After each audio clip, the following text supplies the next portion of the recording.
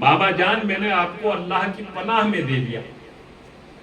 اللہ کے رسول نے یہ کہا کہ میں بدن میں ضعف محسوس کر رہا ہوں. بیٹی نے کہا کہ میں نے آپ کو اللہ کی پناہ میں دے دیا. اللہ کے رسول نے فوراً کہا کہ چادر یمانی میرے سر پر لا کے اڑا دو. گویا کہ بآسانی یہ کہا جا سکتا ہے کہ رسالت کی زبان میں چادر بطول کو پناہ الہی کہتے ہیں، ورنہ اللہ کے رسول کو خاموش رہ جانا چاہیے تھا. لیکن اللہ کے رسول نے کہا کہ وہ چادر یمانی، وہ چادر میرے سر پر لا کے رکھ، اور اس چادر کا سر پر آ کر رکھا جانا تھا کہ اللہ کے رسول بالکل مطمئن. وہ شکایت اور وہ پریشانی جو لے کر آئے تھے، وہ شکایت اب اللہ کے رسول نے مولا کائنات سے بھی بیان نہیں کی، جبکہ مولا کائنات سے کم بیان کرنی چاہیے تھی. وہی بات جو اپنی بیٹی سے بیان کی ہے، وہی بات مولا کائنات سے بھی بیان کر دینی چاہیے تھی کہ میں اپنے بدن میں ضعف محسوس کر رہا ہوں.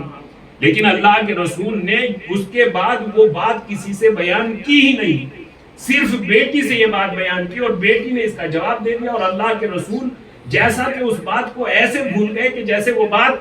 تھی ہی نہیں. گویا کہ جناب فاطمہ الزہرا سلام اللہ علیہا کی زبان مبارک سے نکلی ہوئی یہ بات اللہ کے رسول کے جسم پر ایسا اثر کیا کہ اللہ کے رسول کے جسم میں کوئی ضعف تھا ہی نہیں. اللہ کے رسول نے پھر دوبارہ یہ بات کسی سے بیان نہیں کی. ابھی تھوڑی ہی دیر گزری تھی، امام حسن تشریف لاتے ہیں، اور تشریف لانے کے بعد مادر گرامی کو سلام کرتے ہیں. دیکھیے یہاں سے ایک بات کا پیغام ہمیں یہ ملتا ہے کہ باہر سے جو بھی گھر میں آئے اسے چاہیے کہ وہ گھر والوں کو سلام کرے، کیونکہ جو آدمی سلامتی ہی کی دعا نہیں دے سکتا پھر اس سے اور کیا امید کی جا سکتی ہے. لہذا جب بھی کوئی باہر سے آئے یا باہر جائے تو دعائے سلامتی دے کر بھی جائے اور دعائے سلامتی دے کر بھی جائے، دونوں طرفہ. تو امام حسن علیہ السلام تشریف لائے اور لانے کے بعد مادر گرامی کو سلام کیا. السلام علیکہ یا امہ، مادر گرامی آپ پر میرا سلام. انی اشم عندک رائحۃ طیبۃ کان رائحۃ جدی رسول اللہ، میں اللہ کے رسول کی خوشبو محسوس کر رہا ہوں. کیا آپ نے کیا ارشاد فرمایا؟ میں اپنے جد کی کہ جو اللہ کے رسول ہیں میں ان کی خوشبو محسوس کر رہا ہوں. پہلے اپنی رشتہ داری بتائی، پھر منصب داری بتائی. وہ میرے جد ہے، یہ رشتہ داری ہے، وہ اللہ کے رسول ہے، یہ منصب داری. تو کیا کہا کہ میں اپنے جد اللہ کے رسول کی خوشبو محسوس کر رہا ہوں. مادر گرامی نے امام حسن علیہ السلام کے سلام کا جواب دیا اور دینے کے بعد کہا کہ ہاں میرے بابا اللہ کے رسول چادر کے نیچے ہیں. امام حسن علیہ السلام نے یہ سنا اور سننے کے بعد قریب قصہ آئے، اور قریب قصہ آنے کے بعد اللہ کے رسول کو سلام کیا. سلام کرنے کے بعد اجازت طلب کی. السلام علیکہ یا رسول اللہ، یا من اختارہ اللہ اتاذن لی ان ادخل معک، اے اللہ کی منتخب کردہ رسول، آپ پر میرا سلام اور کیا مجھے اندر آنے کی اجازت ہے؟ اللہ کے رسول نے امام حسن علیہ السلام کو جواب دیا، وعلیکم السلام یا ولدی و یا صاحب حوضی، اے میرے بیٹے تم پر بھی میرا سلام، اور اے میری حوض کے مالک صاحبہ حوضی، اے میری حوض کے مالک تم پر بھی میرا سلام، ہاں تمہیں اندر آنے کی اجازت ہے. پھر بالکل اسی طرح سے کہ جیسے امام حسن علیہ السلام ایسے ہی امام حسین علیہ السلام بھی گھر میں داخل ہوئے، اور گھر میں داخل ہونے کے بعد مادر گرامی سے وہی سوال کیا جو امام حسن علیہ السلام نے سوال کیا تھا. میں اپنے نانا جان کی خوشبو محسوس کر رہا ہوں. مادر گرامی نے سلام کا جواب دیا. جواب دینے کے بعد قریب قصائے امام حسین علیہ السلام اور امام حسین نے بھی اللہ کے رسول سے بالکل اسی انداز میں سوال کیا جس انداز میں امام حسن علیہ السلام نے سوال کیا تھا، السلام علیکہ یا رسول اللہ یا من اختارہ اللہ اتاذن لی ان ادخل معکما، اے اللہ کے منتخب کردہ رسول آپ پر میرا سلام، اور کیا مجھے اجازت ہے کہ میں اندر آ سکتا ہوں؟ اللہ کے رسول نے جو جواب امام حسن علیہ السلام کو دیا تھا وہ جواب امام حسین علیہ السلام کو نہیں دیا، جبکہ دونوں کے سوال ایک تھے لیکن اللہ کے رسول نے جواب بدل دیا۔ امام حسن علیہ السلام کو جواب دیا، وعلیک السلام یا ولدی و یا صاحب حوضی، اے میرے بیٹے، اے حوض کوثر کے مالک و مختار، تم پر بھی میرا سلام اور اندر آنے کی اجازت ہے۔ امام حسین نے بھی وہی سوال کیا اور امام حسین کو جواب دیا، وعلیک السلام یا ولدی و یا شافع امتی، اے میرے بیٹے تم پر بھی میرا سلام، اے میری امت کی شفاعت کرنے والے، تمہیں اندر آنے کی اجازت ہے۔ مولا کائنات تشریف لاتے ہیں، لانے کے بعد بالکل وہی سوال جو دونوں بیٹوں نے سوال کیے تھے وہی مولا کائنات نے بھی کیے، لیکن اللہ کے رسول نے پھر جواب بدل دیا۔ سوال تینوں کے ایک ہیں لیکن اللہ کے رسول تینوں کو جواب بدل بدل کر دے رہے ہیں، جبکہ یہ ہو سکتا تھا کہ باہر سے آنے والا ہر آدمی سوال الگ کرے لیکن اللہ کے رسول سب کو جواب ایک دے،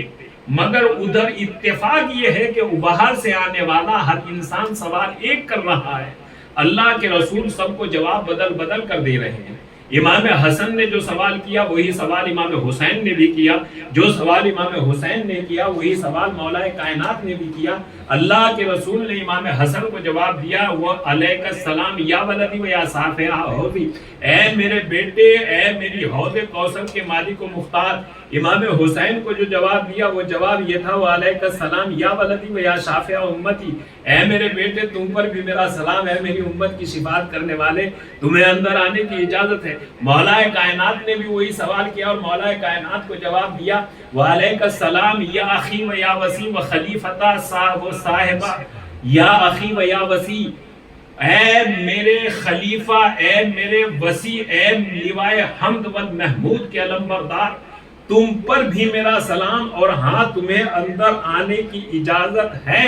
قابل غور بات صرف یہ ہے کہ جب باہر سے آنے والا ہر انسان سوال ایک کر رہا ہے تو اللہ کے رسول جواب بدل بدل کر کیوں دے رہے ہیں؟ میری سمجھ میں جو آتا ہے وہ صرف ایک ہی بات ہے کہ آنے والا صرف اندر آنے کی اجازت طلب کر رہا ہے۔ اللہ کے رسول اپنے اہل بیت کے فضائل بیان کر رہے ہیں، دنیا والوں دیکھ لو حوض کوثر کے مالک و مختار بھی ہم ہیں، امت کی شفاعت کرنے والے بھی ہم ہیں، لیوائے حمد والمحمود کے علمبردار بھی ہم ہیں۔ اب اگر کسی کو حشر کی پیاس کے دن کسی کو حوض کوثر سے سیراب ہونا ہے تو وہ بھی ہمارے پاس آئے، اگر کوئی اپنی شفاعت چاہتا ہے تو وہ بھی ہم سے ملے، اگر کوئی حشر کی دھوپ میں سایہ چاہتا ہے تو اس کا بھی حل ہمارے پاس ہے۔ سوال پر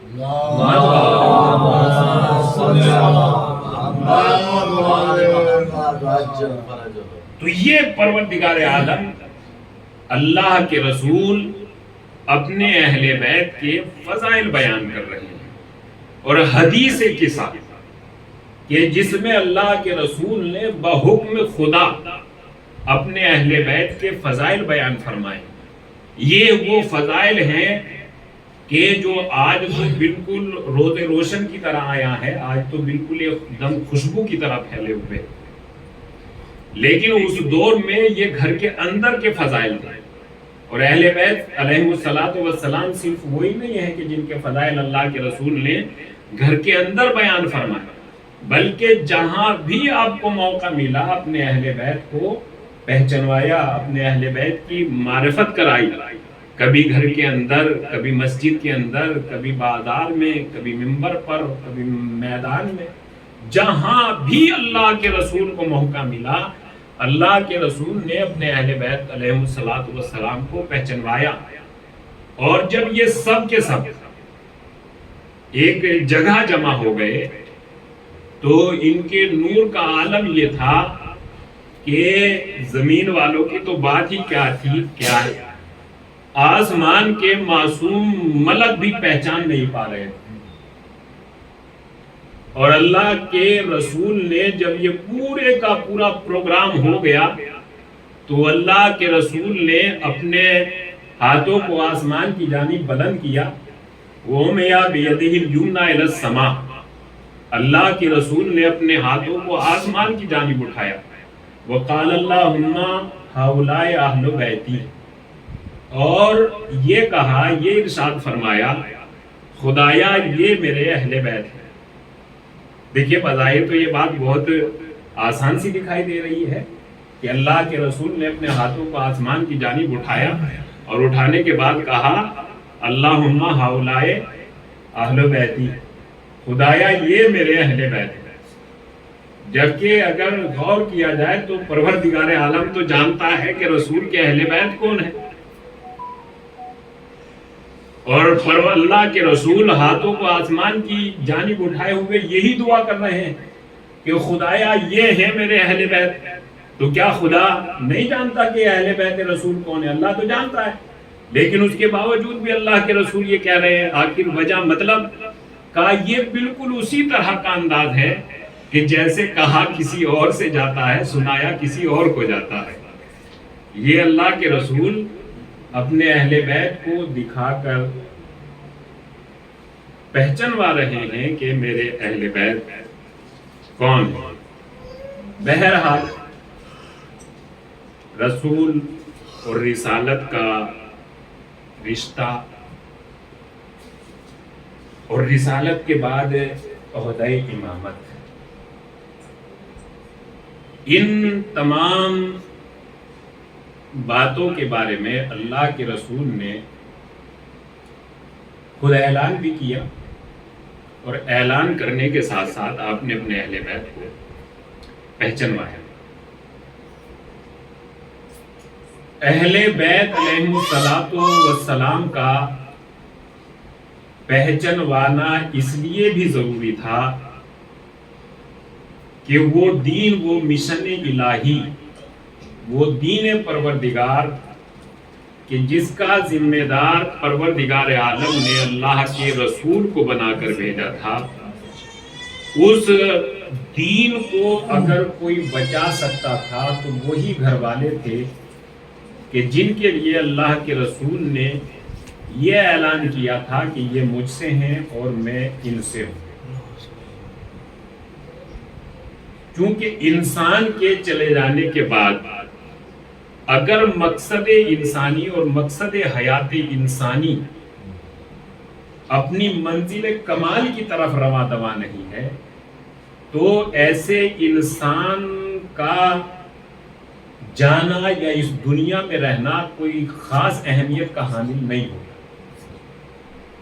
یہی وجہ ہے کہ اللہ کے رسول جب اس دنیا سے جانے لگے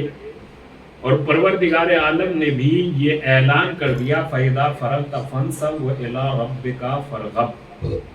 دیکھو جب ذمہ داریاں مکمل ہو جائیں تو ایسی ہی ذمہ داریوں کو چھوڑ کر چلے نہ آنا، بلکہ آنے سے پہلے کسی اپنے جیسے کا انتظام کر کے آنا، اور اگر یہ کام نہ کیا تو گویا کہ ایسا ہی ہے کہ جیسے آپ نے اپنی رسالت ہی کا پیغام نہیں پہنچایا۔ لہذا وارث کا یا نبوت اور رسالت کے بعد امامت کا پہچانوانا اتنا ہی ضروری ہوتا ہے جتنا دین کا پہچانوانا ضروری ہے، جتنا قرآن کریم کا پہچانوانا۔ یا اللہ کے رسول نے جتنی طاقت اور جتنا زور دین کے پہچانوانے پر لگایا، اتنی ہی طاقت اہل بیت علیہم السلام کے پہچانوانے پر لگائی، چونکہ دین بغیر وارث کے وہ اہمیت نہیں رکھتا جو وارث کے ساتھ اہمیت رکھتا ہے۔ یہی وجہ ہے کہ اللہ کے رسول جب اس دنیا سے جانے لگے تو آپ نے کس انداز میں اعلان کیا کہ انی تارک فیکم الثقلین، میں تمہارے درمیان دو چیزیں چھوڑ کر جا رہا ہوں، ایک اللہ کی کتاب، دوسرے میری اطرت، میرے اہل بیت۔ جب تک یہ گارنٹی ہے کہ جب تک ان دونوں سے متمسک رہا جائے گا اس وقت تک گمراہی انسانیت کے قریب نہیں آئے۔ لہذا دونوں میں یہ کمال ہے ایسا نہیں ہو سکتا کہ انسان کسی ایک کو چھوڑ کر ایک کو لے لے، یہ نہیں ہو سکتا۔ اللہ کے رسول جب اس دنیا سے جانے لگے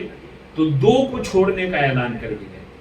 اور پروردگار عالم نے بھی قرآن کریم نے دو کو بھیجنے کا اعلان کیا۔ قد جاءکم من اللہ نور و کتاب مبین، ہدایت کے لیے دو چیزیں آئی ہیں، ایک نور، ایک کتاب مبین۔ قرآن کریم، نور الہی، یہ دونوں ایک ساتھ ہیں۔ ایسا نہیں ہو سکتا کہ نور کے بغیر کتاب آ جائے یا کتاب کے بغیر نور، نہیں، دونوں کا ایک سلسلہ ہے۔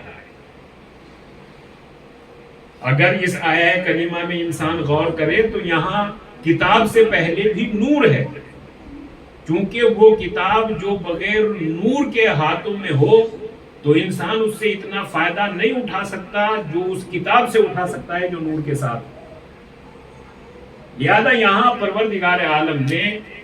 ہدایت انسانی کے لیے دو چیزوں کا انتظام کیا، ایک نور کا، ایک کتاب کا۔ اللہ کے رسول بھی جب اس دنیا سے جانے لگے تو وہ بھی یہی اعلان کر کے گئے کہ میں دو چیزیں چھوڑ کے جاتا ہوں، ایک اہل بیت اور ایک قرآن کریم۔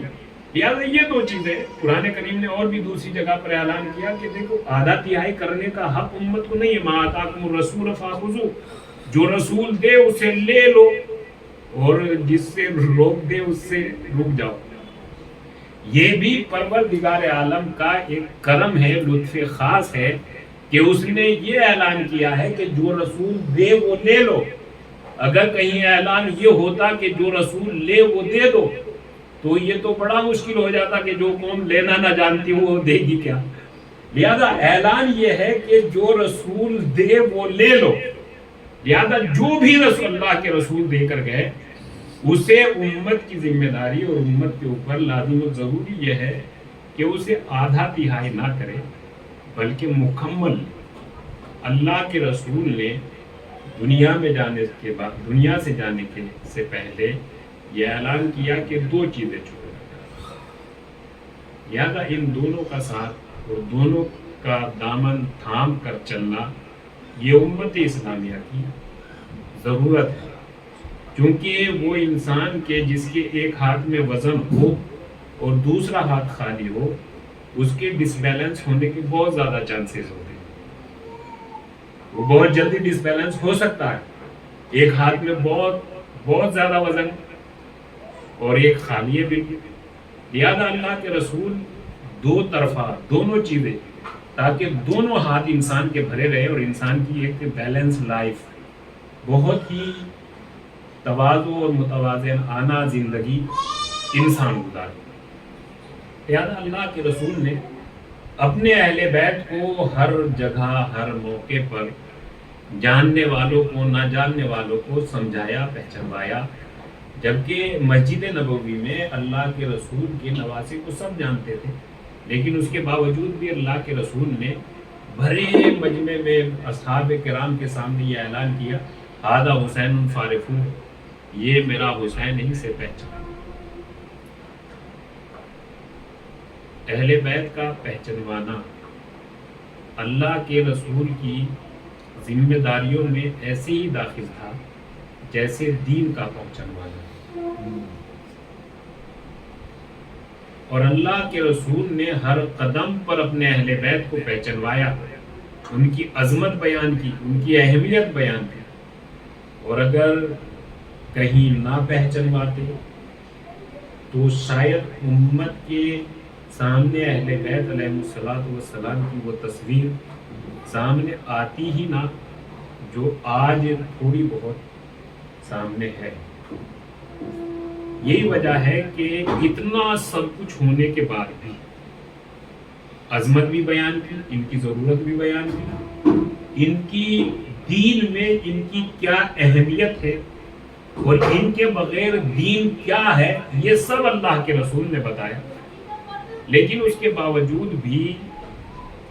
امت اسلامیہ میں اہل بیت علیہ السلام کو اس طرح سے نہیں پہچانا گیا جس طرح سے اللہ کے رسول چاہتے تھے کہ انہیں پہچانا جائے، اور یہی وجہ ہے کہ ہمارے چوتھے امام زین العابدین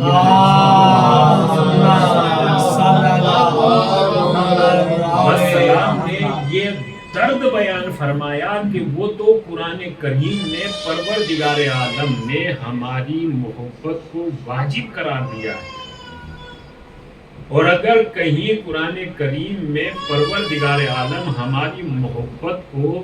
واجب قرار نہ بھی دیتا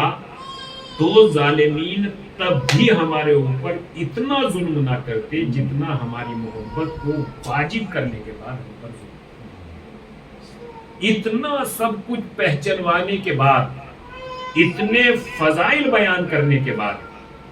اتنی اہمیت بیان کرنے کے بعد، اور اللہ کے رسول بھی کوئی عام رسول نہیں ہے، وہ ہیں کہ جو بولتے ہی نہیں وہی بولتے ہیں جو حکم خدا ہوتا ہے۔ جن سننے والوں کے یہاں اللہ کے رسول کی یہ اہمیت تھی تو کیا انہیں یہ نہیں معلوم تھا کہ یہ سب باتیں محبت میں بیان نہیں ہو رہی ہیں بلکہ حکم خدا سے بیان ہو رہی ہیں؟ کس انداز میں اپنے نواسوں کی اہمیت، اپنے نواسوں کا احترام اور اپنے نواسوں کی فضیلت اللہ کے رسول نے، مگر ہوا کیا؟ ہوا یہ کہ ایک درندگی، ایک جنگلی راجسا، ایک مثلاً اگر جنگل میں بھی دیکھا جائے تو ایک پھاڑ کھانے والا جانور صرف دوسرے جانور کا شکار تبھی کرتا ہے جب وہ بھوکا اور پیاسا ہو، اور جتنی اس کو ضرورت ہوتی ہے اتنے ہی جانور کا وہ شکار کرتا ہے۔ جانور کا شکار کر کے اسے ایسے ہی جنگل میں چھوڑ کر نہیں بھاگا، بلکہ وہ کسی اگر جنگلی جانور کا شکار کرتا بھی ہے تو اپنی ضرورت کے تحت کرتا ہے۔ لیکن ان درندوں نے، ان ظالموں نے، ان افراد باوفا، ان معصومین ہستیوں کے لیے کیا کیا کہ جن کا احترام اللہ کے رسول نے واجب قرار دیا تھا، ان کے ساتھ وہ برتاؤ کیا کہ جو ایک انسان تو کیا بلکہ جس کے دل میں جس کے یہاں انسانی دل بھی نہیں پایا جاتا، وہ بھی اس طرح کا برتاؤ نہیں کر سکتا۔ آپ اندازہ لگا سکتے ہیں کہ اگر ہمارے گھر میں کوئی ایک یا کسی ایک کی میت ہو جاتی ہے تو وہ ایک جانے والا انسان ہی پورے گھر کو، خاص کر پوری قوم کو اتنا مزمحل کر دیتا ہے کہ جس کے جانے کے بعد اس کی جگہ کو کبھی پر نہیں کیا جا سکتا، جبکہ یہ جانے والا ایک ہے اور اپنی طبی موت، نیچرل ڈیتھ سے جا رہا ہے۔ آپ اندازہ لگا سکتے ہیں کہ جس گھرانے میں جتنے بھی مرد تھے ان سب کو شہید کر دیا گیا، ذبح کر دیا گیا، اور ذبح کرنے اور شہید کرنے کا کوئی سبب بھی بیان نہیں ہے۔ امام حسین علیہ السلام خود اپنے ہی قاتل اور اس ظالم سے معلوم کر رہے ہو، آخر یہ تو بتا دو کہ تم مجھے مار کیوں رہے ہو؟ کیا میں نے کچھ غلط کیا ہے؟ میری کوئی غلطی ہے؟ تو ظالم نے جواب دیا، بغضاً لأبی حسین، آپ کی کوئی خطا نہیں ہے، ہم آپ کو آپ کے بابا کے بغض میں مار رہے ہیں۔ گویا کہ امام حسین وہ معصوم کردار ہے جس کا قاتل بھی معصوم کہہ رہا ہے، حسین آپ کی کوئی غلطی نہیں ہے، ہم آپ کو آپ کے بابا کے بغض میں مار رہے ہیں۔ امام حسین علیہ السلام شہید ہو جاتے ہیں، اور شہید ہونے کے بعد عالم یہ ہوتا ہے کہ زمین کربلا لرز جاتی ہے، آسمان سے سیاہ آندھیاں چلنا شروع ہوتی ہے، اور جب یہ آثار نمودار ہوتے ہیں تو ایک آواز بلند ہوتی ہے، الا قتل الحسین بکربلا، امام حسین کو شہید کر دیا گیا۔ جیسے ہی یہ آواز در خیمہ تک پہنچتی ہے، سیدانیہ میں کوہرام برپا ہوتا ہے، یتیم بچے و غربتہ کا شور علمان الحفیظ کی آواز بلند ہوتی ہے۔ امام حسین کے یتیم بچے جب اس منظر کو دیکھتے ہیں کہ بابا کو شہید کر دیا گیا، جیسے ہی امام حسین شہید ہوتے ہیں ظالمین کی طرف سے ایک نعرہ بلند ہوتا ہے، حرق البیوت، ان کے خیموں کو جلا دیا جائے۔ وہ یتیم بچے جو یہ دیکھ رہے تھے کہ جب ہمارے بابا کو 3 دن کا بھوکا پیاسا ذبح کیا گیا، جب ان کی کوئی مدد کرنے کے لیے نہیں آیا تو ہمیں کون بچائے گا؟ یتیم بچوں نے آتا ہوا لشکر دیکھا، یتیم بچے اپنی جان بچانے کے لیے دشت کربلا کی طرف دوڑے، آتا ہوا لشکر اور جاتے ہوئے یتیم بچے گھوڑوں کی ٹانگوں سے پامال ہو گئے، یتیم بچے شہید ہو گئے۔